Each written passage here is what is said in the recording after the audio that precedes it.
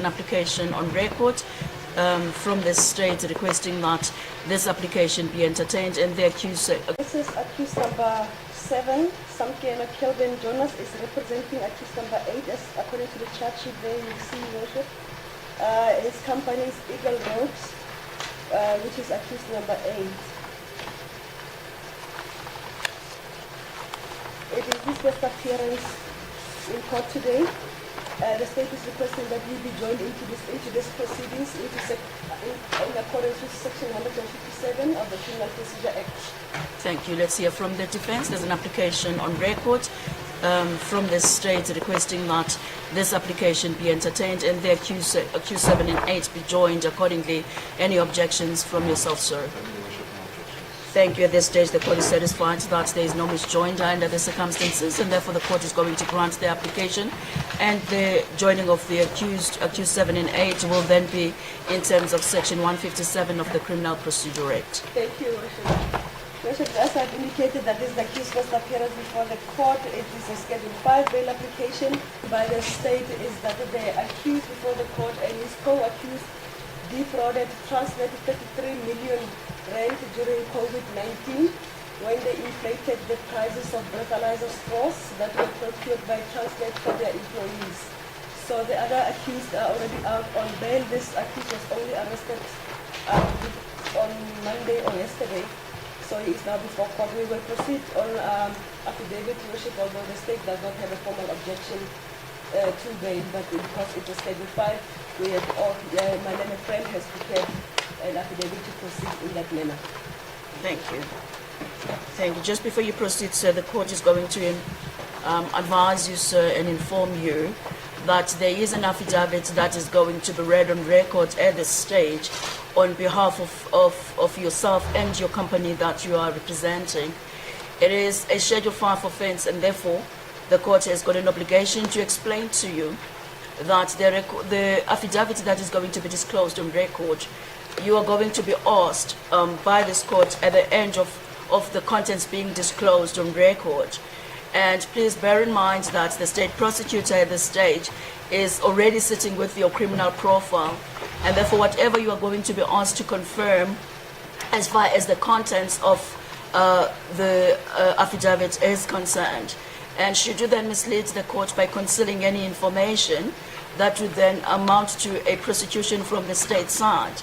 And secondly, the court wants to inform you that if you are brought to prosecution as far as you failing to disclose the necessary information as pertaining to your affidavit, you may then be convicted, and if rather prosecuted, if convicted, you may then be sentenced to a term not exceeding 2 years or 40,000 rand as a fine. And also, I just want to explain to you, sir, that the information that is going to be disclosed on record at the end of these proceedings might also be used against you during trial proceedings. Do you understand, sir? Court is going to invite the defense to disclose the affidavit. I support the Worship. Your Worship, I just wanted to clarify that I'm not an advocate, I'm actually an attorney. Thank you. I just wanted to clarify. The record will reflect same.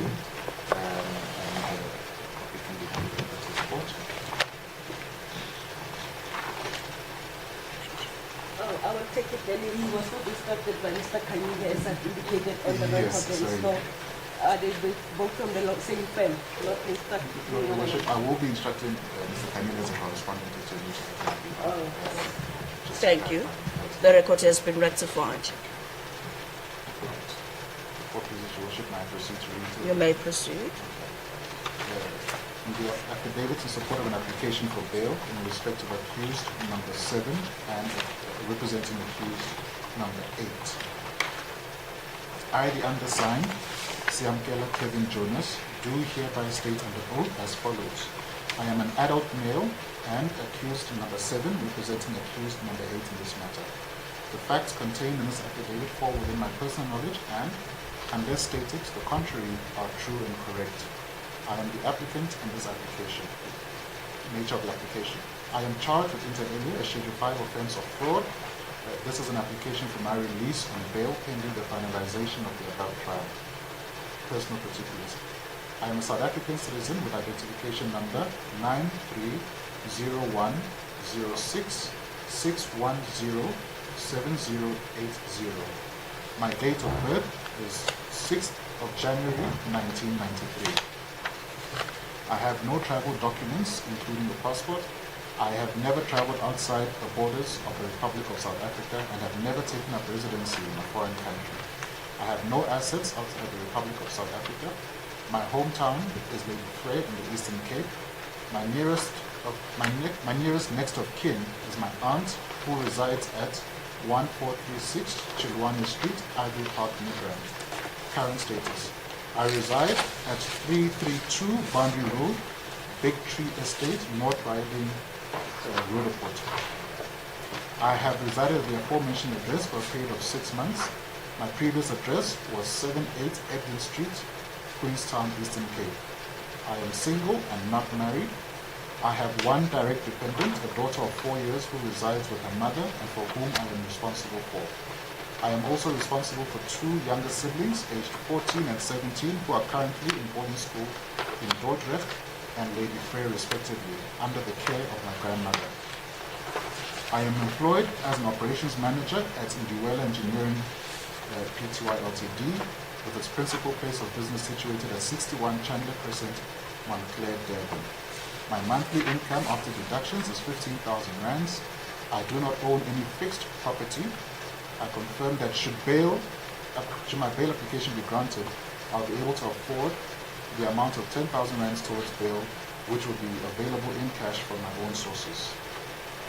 I am advised by my legal representative that I am required in terms of the Criminal Procedure Act as amended to make full disclosure of all circumstances to the Honourable Court, including but not limited to previous convictions and pending matters. To this end, I submit the following. I have no pending trials. I have been warned by my legal representative about the consequences of misleading the court about my previous and pending matters in terms of the provisions of Section 60, 11, capital B of the Criminal Procedure Act as amended, which may result in my bail being revoked and being criminally prosecuted. I further submit, as provided in Section 64 A of the Act, I will not endanger the safety of the public or any particular person or commit any offense. I further submit that there is no evidence of any likelihood that I pose a danger to the public or individual safety. I submit further that as provided in terms of Section 64B of the Act, that I will not attempt to evade any proceedings that may take place up to the conclusion of my trial.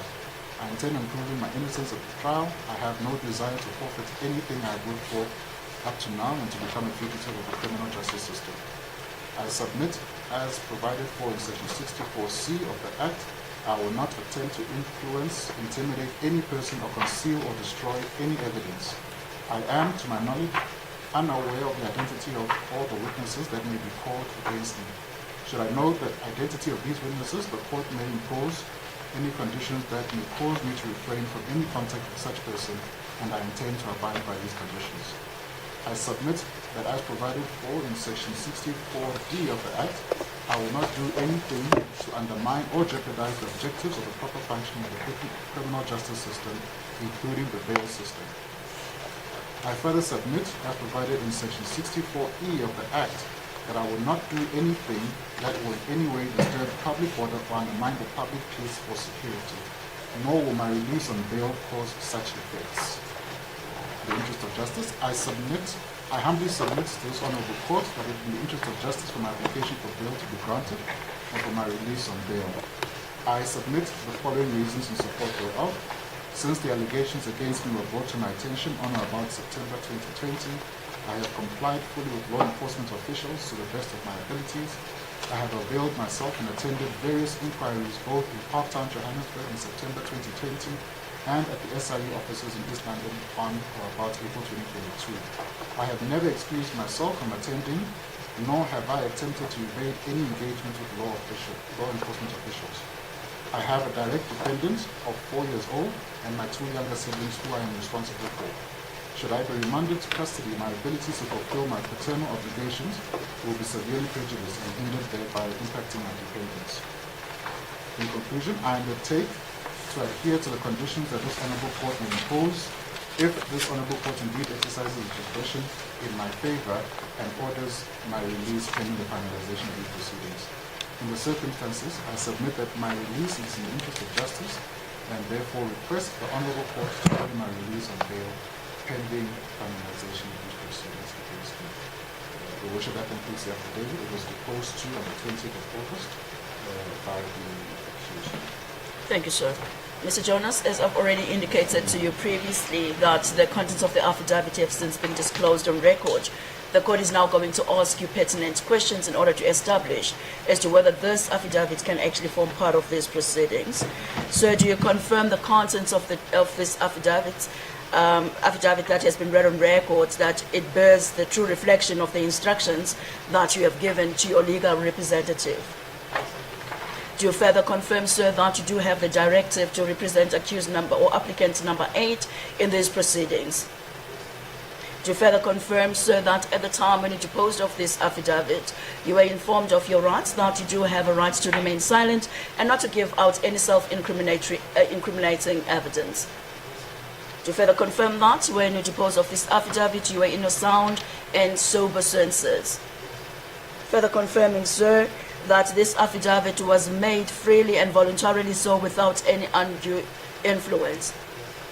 Is it also your confirmation on record, sir, that at the time when you made this affidavit, there were no promises that were made to yourself either by the state or your legal representative in exchange of this affidavit? And lastly, sir, do you confirm that you were informed by your legal representative that whatever information, if it is relevant to the trial proceedings, it can actually be used against you during trial proceedings? The signature appearing at the bottom of this affidavit, sir, is it your signature? Thank you. At this stage, the court is going to accept the affidavit that has been compiled on behalf of the applicant, and it will form part of this proceedings, will be marked as an exhibit, and that would be Exhibit A. Is that the applicant's case, sir? Thank you. Let's hear from the state. Thank you, Your Worship. As the state has indicated that we will not be formally opposing this application, the state, however, would like to place the following on record, as confirmed by the investigating officer. Thank you, may I proceed? Thank you, Your Worship. That the accused's address is correct. The accused has been in contact with the investigating officer since the 15th of August, together with his legal representative as well. And they have been making arrangements for him to hand himself over, and he has been cooperating with the police. As far as the passport is concerned, the investigating officer has no passport that was handed over to the accused, to her, but if the accused has a passport, he can just hand it over to the court today as part of the bail condition. He has no previous conviction or pending case according to the investigating officer. The state has no objections to the amount of bail of 10,000 rand. That is the amount that the accused can afford with conditions. Thank you. The conditions are as follows. You should, as indicated in paragraph number 6.1 of the accused's address, that he resides at number 332 Bandu Road, and that he has no fixed address. I think he said he has no fixed address on page.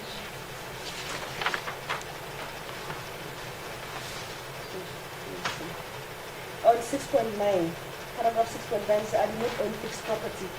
So if the bail condition number 1 is that if he decides to change addresses or relocate to a different address, he must inform the investigating officer within 30 days in writing of his plans to relocate, and the new address must be forwarded to the investigating officer. Secondly, if he does have a passport, he must send it over today. If he does not have one, he must not apply for one.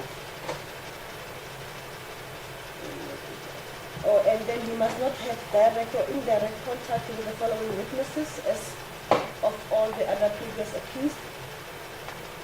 The first witness is Collier van Bransford. Number 2 is Marion Botchet. Number 3 is Orapile Sateche.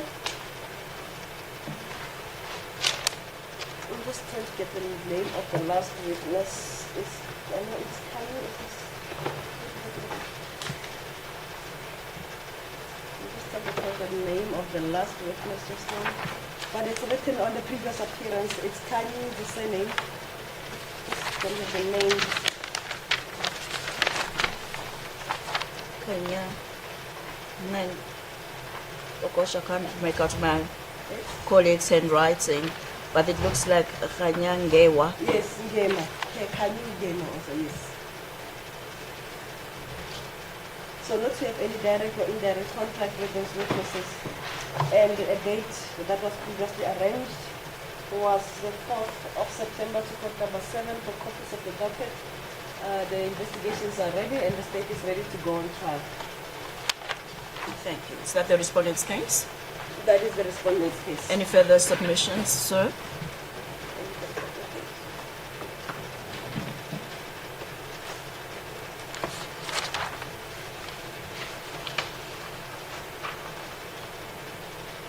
Your Worship, we just want to put on record, Your Worship, that the accused has informed us that he does have a passport, but it has been lost for some time. I believe the passport may have even expired because it says it was issued to him at the beginning of 2015. But he hasn't seen it for a very, very long time, Your Worship. Thank you.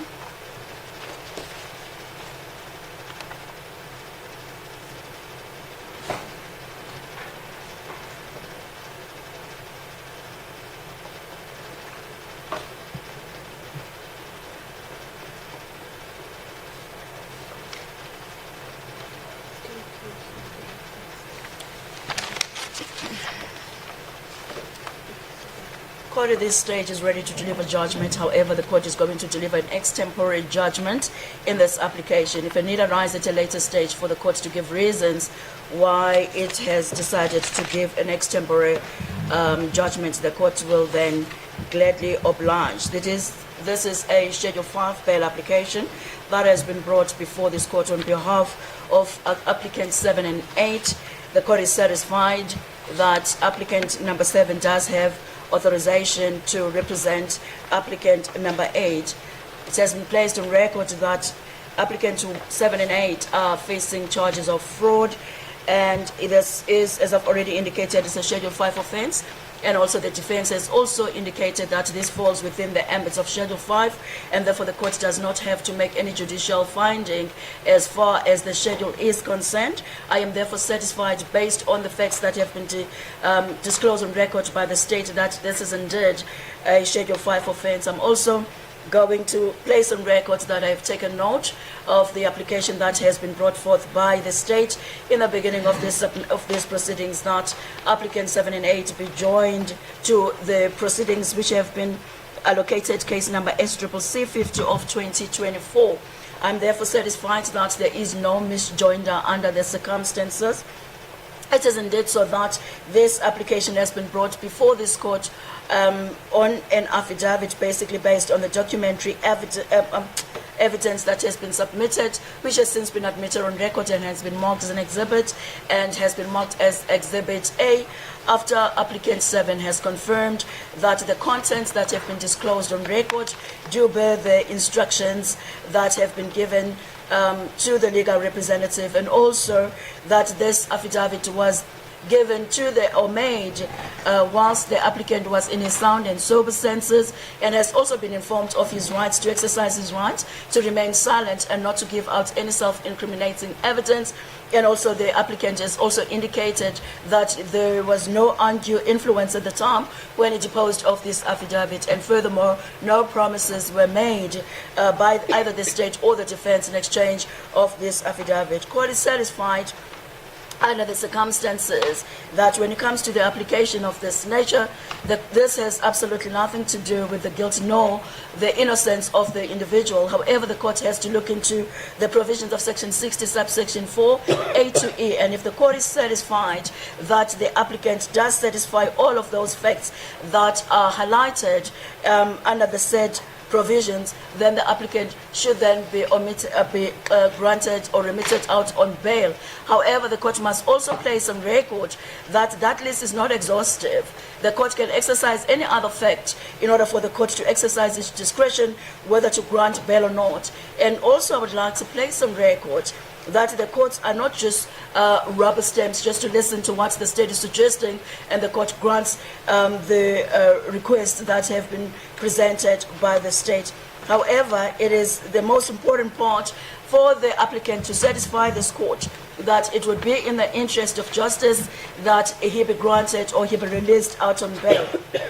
I'm satisfied under the circumstances that the applicant has discharged the honors that rest on him, that it would be in the interest of justice that he be released out on bail, and therefore the judgment of the court is as follows.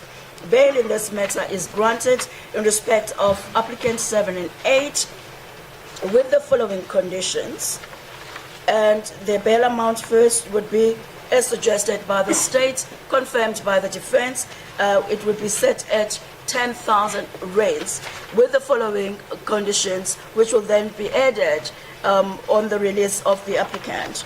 That the applicant continues to reside at the address that has been reflected on the J15, which is the record of the court, the charge sheet. And if the applicant wishes to move or relocate to another address, it is ordered by this court that he notifies the investigating officer of the new address in writing within 30 days. And also, if the applicant wishes to travel outside the Republic of South Africa, has to inform the investigating officer of any other arrangements within 30 days, and that should be done in writing. And thirdly, the defense has indicated on record that the applicant number 7 does have a passport. However, according to them, it was issued in 2014, and therefore the possibility exists that it has since expired. In the absence of any other evidence from the state's side, I'm therefore going to accept that at this stage, the applicant does not have a passport that can be surrendered over to the state and becomes the property of the state up until these proceedings are finalized. However, the court is going to add that the applicant is barred from applying for any new traveling documents up until this matter is disposed of.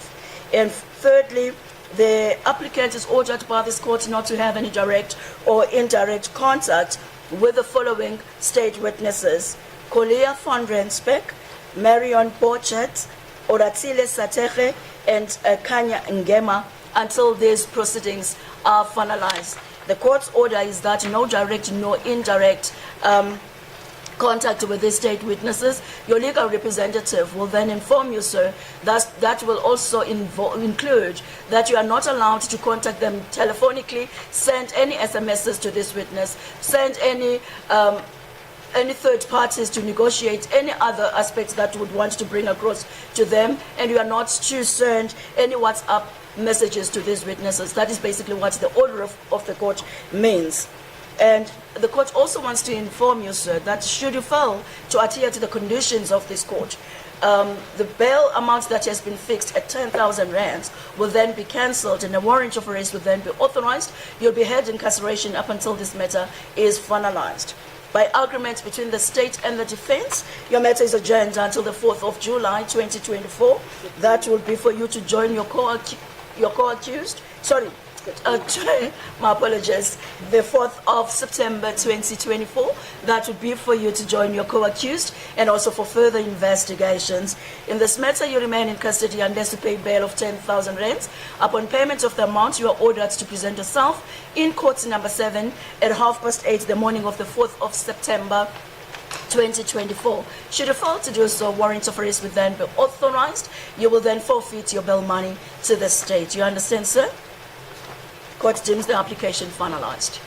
Thank you, Worship. Thank you, Worship. Please, the commission. You may step down. May I also be excused? You are excused, My colleague wishes to address the court. Advocate Duken. Thank you. Thank you, Worship. I'm indebted to the court. Thank you for your assistance, ma'am.